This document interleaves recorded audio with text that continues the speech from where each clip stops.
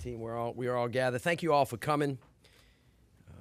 As we have all witnessed, unfortunately, during this season, we have had our shares of natural disasters and awful events. As you know, just the other day, our team was over in Texas speaking to the mayor of Houston, offering our condolences and assistance. We also have been in touch with all of the mayors of Florida and some of the mayors in the Keys, assisting with that devastation. We have had first responders actually in both of those spaces. We also have been in touch with the governor of Puerto Rico and a number of the mayors there. We actually have, I think, 350 National Guardsmen on the ground in Puerto Rico. This morning I talked to Mayor Carolyn Goodman, the mayor of Las Vegas, and offered the condolences of the people of the city of New Orleans, and she reminded me of a conversation that she and I and Mayor Dyer had 4 months ago, which we had communicated to the Department of Homeland Security about soft targets and major entertainment areas. And we're going to revisit that issue with Homeland Security as time goes on. And now, once again, we find ourselves in familiar territory threatened by another storm that's coming our way. Last night and this morning, I have been in touch with the governor and with Brock Long, who is the administrator for FEMA. I just got off with the phone with the governor again and want to thank him for leaning forward. I just received my second briefing from the National Weather Service on the development of Tropical Storm Nate that's moving across the Caribbean.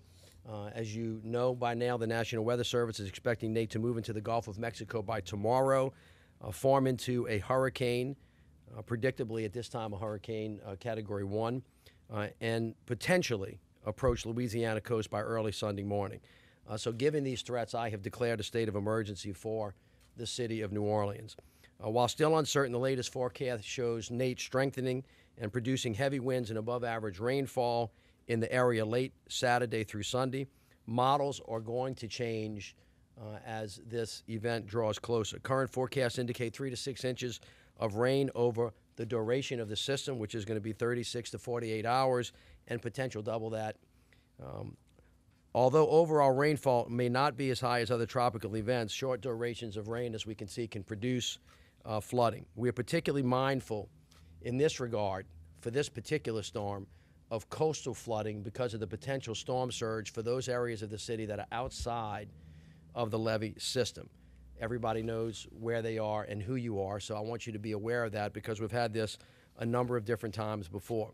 Additionally, because it's a potential Category 1, you could see somewhere between 35 to 65 miles per hour winds, which could cause significant power outages, which the entity representatives will talk about in a couple of minutes, and we're working very closely with them.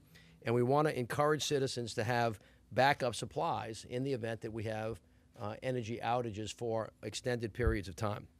Small deviations in the storm tracks and intensity could lead to significant changes in impacts, and so we're going to ask residents to just follow the local news very carefully and NOLA ready for regular updates. If we stay informed, if we stay alert, if we stay prepared, ultimately we will all stay safe.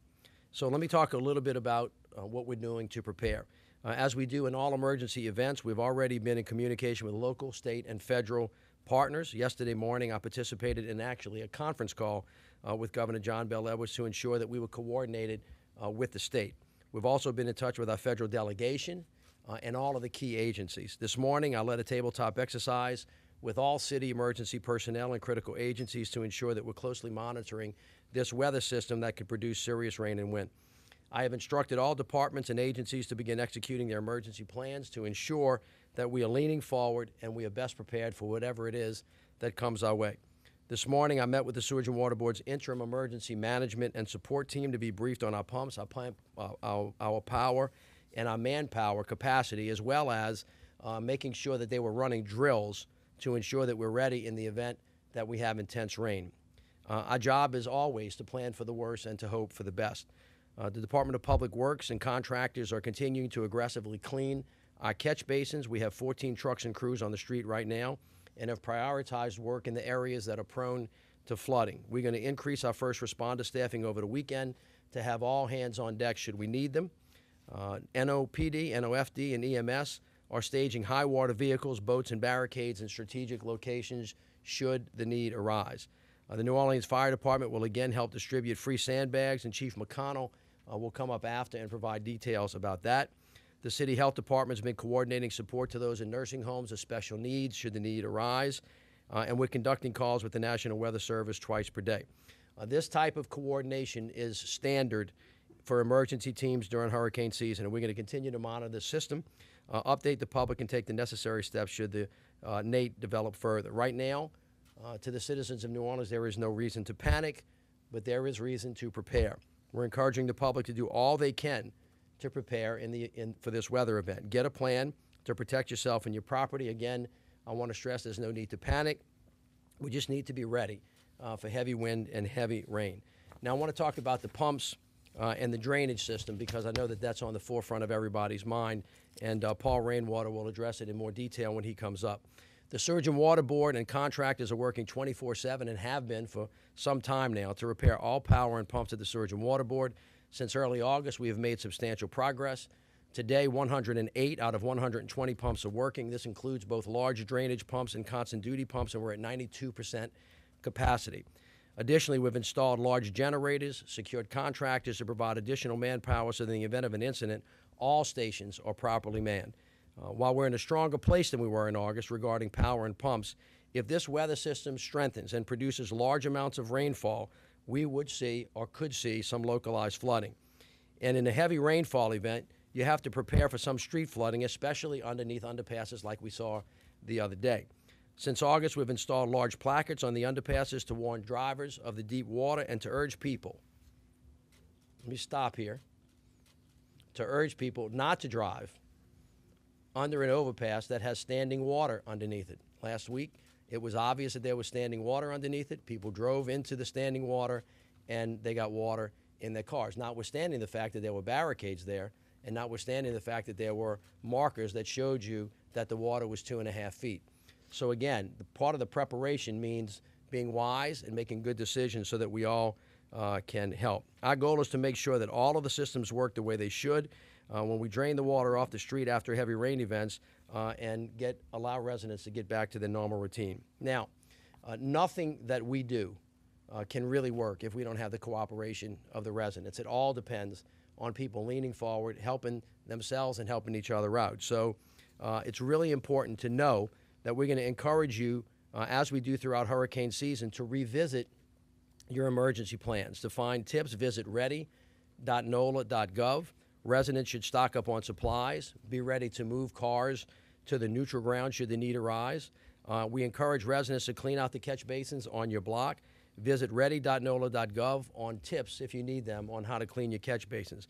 Everybody should sign up for alerts from NOLA Ready, especially this time because this event may occur in the middle of the night or into the morning, depend on what day of the impact it is. We're strongly urging citizens not to drive underneath underpasses, as I've said, that are prone to flooding. Everybody knows where these underpasses are, and everybody knows where the alternative routes are. So this would be a lot of help to us. The acts of driving in standing water onto overpasses is not only dangerous for you, it's dangerous for other people. There will be standing water in the streets for periods of time. That is not necessarily going to get into businesses. If you drive through them, when there's water, you're going to push it into somebody's home, or you're going to push it into somebody's business. I'm going to ask the chief to be very aggressive about this in this upcoming event. For the next steps, as we do in any serious weather event, it's important for all of us to lean forward, to be alert, to revisit emergency plans, to get out and clean your catch basins. We are mindful of the fact, by the way, that we have about 40,000 tourists in town. We're in touch with the Convention and Visitors Bureau, who may be with us today, and have already begun to alert those individuals as to how they can protect themselves. I'm also aware that there are a number of public events in the city this weekend, festivals that communities have. Unfortunately, I don't think those are going to be able to go forward, but we'll give you further alerts. But for those people that are running those festivals, pay attention. It may just be one of those unfortunate circumstances where we're going to have to do those another time. As the system develops, we're going to continue to monitor, work with the National Weather Service, and provide regular updates. Just be sure to follow us regularly. And remember, again, if we stay informed, stay alert, stay prepared, ultimately we will all be safe. And I want to thank you today for your cooperation. I know it's going to be inconvenient, and it's difficult. But as you have seen over the past couple of months, we have people all over the country and all over the world suffering. We ready. We're going to hunker down, and we're going to get through this, and we're going to be fine. Thank you all so much. Let me call up Erin Miller, who's the head of Homeland Security.